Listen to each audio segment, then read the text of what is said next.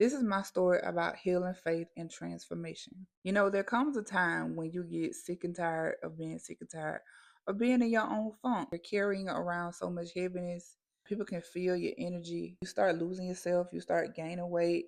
And all of these things happened to me. I got so sick and tired of being sick and tired of being in this funk. One day I just prayed to God at my old job and I was like, God, I'm tired of this. I'm tired of being my own worst enemy. I just need change. Like, I just need to do better. And I remember him telling me specifically, Courtney, do something about it. And I, it was like a shift, like something just changed. I remember the very next day, I woke up really early and I just started like putting on some clothes. Like, I just started dabbing this in my closet. Like, I didn't have much because at the time I was on welfare and I was making $235 a month. But I was like, I gotta do something about me. So this was my first encounter as a single mom that I had with God. And I kid you not, immediately like things started to shift. Once I started dressing up and I started speaking positive about myself, then within the next year I received a permanent position at that same job that people told me to leave, but I stayed and God rewarded my obedience. But as the years went on, life threw more obstacles my way and I started drifting away from God. And I remember by 2018, 2019, I started smoking. I started smoking weed and I got addicted to it. It became something that I would use to feel numb, like so many things that I was going through. I was still grieving over my mama. I had resentment towards my mama because I was so angry at the fact that when she died, I didn't get that relationship that I wanted with her. But, God gives us second chances. And I honestly feel like with my daughter, she wasn't a mistake. God gave me a second chance with her. Those first couple of years were just a blur because I just went through so much trauma. I just went through so much loss. And instead of me drawing closer to God, I drifted away from God. I thought God had abandoned me because other people were hurting me. Other people were, abandoning me. I abandoned myself. I can't fully blame these people because I abandoned myself. And I remember fast forward to 2021, I had a mental breakdown. I just left that job. I just quit that job because I was so stressed out. Like, baby, people will take your kindness for weakness, but we'll talk about that another day. I left that job because I was so stressed out. In the same year that I left the job, that's when people started exposing themselves, family, old friends, and I just I just drifted away. I just went into hiding. I just isolated from the world. I felt like, everybody was out to get me, everybody was out to hurt me. And I felt like God was the same way. By 2021, I hit my breaking point. I quit that job because it was it was laying on me so heavy. Like, at first I fell in love with the job, but when people notice that you work hard and you work real good, you're a good worker, they will take advantage of you. And I let that job define me.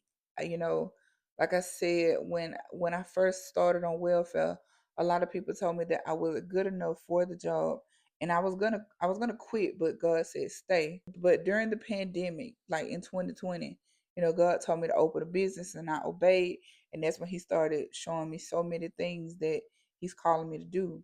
So I had to leave that job. So I had to make a decision to leave, but I kept disobeying God because I thought I was going to fail because that's what I've been told so many years. It took for me to get sick to let go of that job. So the same year I quit that job was the same year that family revealed that they're not really family. So I had to separate myself from them. And I got COVID and I lost my uncle. So this just threw me overboard. At that moment, that's when I really got addicted to weed. That's when I was smoking day in and out. Like, I would wake up and smoke, get bored to smoke, eat to smoke, just start thinking about the past and smoke. Like, girl, it was bad. So I quit a job when I started having heart issues. And I just went on a hiatus. Like, I just went through a long like break because working broke me mentally. I'm gonna say that working for people broke me mentally, and God was calling me to build the business, but I was so wrapped up in hurt and trauma, I wasn't focusing on what He was telling me to do. I had separated myself from God because, like, those months passing, it was like people just started to reveal themselves. I remember one night I didn't have a close relationship with God, but I remember one night I got down on my knees and I asked God to help me. And I also asked Him to draw me close to my family because since I was a kid, I've always been like distant from my mom's side. And I used to always wonder, like, why? Like, is there something wrong with me? But God started to reveal and remove. That really hurt. I lost my identity. I became bitter. That saying that hurt people is so true. Because when I say I was going the off on so many people that year, it was crazy. So fast forward to May of 2022, I found a new job. And with this job, they didn't require a drug test. I remember this one specific day, I just got finished smoking while I was on the clock. And it was like conviction hit me so heavy, so heavy. And this wasn't full of shame. Like this wasn't for me to be shamed because I drifted away from God. I told him why I drifted away from him. I separated myself from God because I felt like God had abandoned me during those seasons. I'm like, God, all this hurt that I've been going through, am I being cursed? Am I being punished? Like, is there something wrong with me? I just don't understand. But God is so compassionate. He's so loving. When I had that encounter with God that day, it felt like a great big hug. It felt like one of those bear hugs that you get from that specific family member that's just so warm and loving. And I just cried. Like I cried for a long time. And after that, I stopped smoking weed. And thank God today I'm 2 years sober. I started getting on YouTube. I started watching sermons. And then I was on TikTok one day and someone said do a fast. And I'm like, what is a fast? So I looked up, like the different types of fasts. And I did a 21-day fast that same year. And that really brought me back to God. So I ordered a Bible off of Amazon. So I created this routine where I would wake up early in the morning at 4 a.m. and just spend time with God, just be intimate. And it really changed me. It healed so many areas where I was holding on to hurt. I carried mom guilt for so long because I used to ask God, like, why did you bless me with Kimaya? Why did you bless me with my daughter when I don't have living parents? I'm not gonna lie.